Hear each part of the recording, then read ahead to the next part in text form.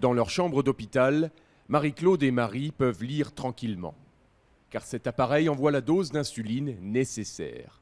Plus besoin de se piquer, de calculer son besoin en insuline. On n'a plus besoin de penser. On n'a plus besoin de s'inquiéter si on va être en hypo ou en hyper.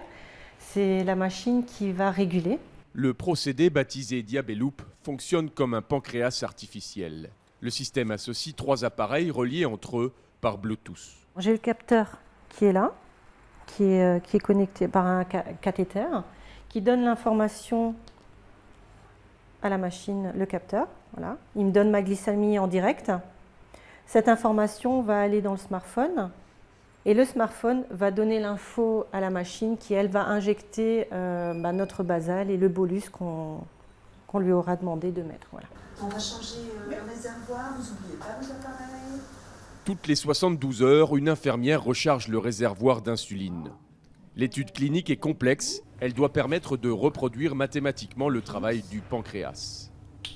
Ce qui est le plus difficile à mettre au point finalement, c'est un algorithme, c'est-à-dire un mode de calcul suffisant qui puisse déterminer, en fonction de différents paramètres, l'activité physique, le repas, le patient, combien on doit donner d'insuline à un moment donné pour pouvoir avoir une glycémie constamment dans les objectifs. Relancer la pompe. Marie-Claude mise beaucoup sur cette révolution médicale en marche. Une innovation qui peut améliorer son quotidien. Mon problème, c'est la nuit surtout.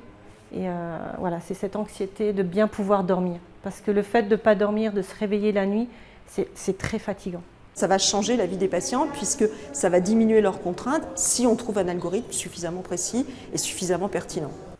Les promoteurs du système Diabeloop espèrent une mise sur le marché fin 2017 et une prise en charge de la sécurité sociale courant 2018.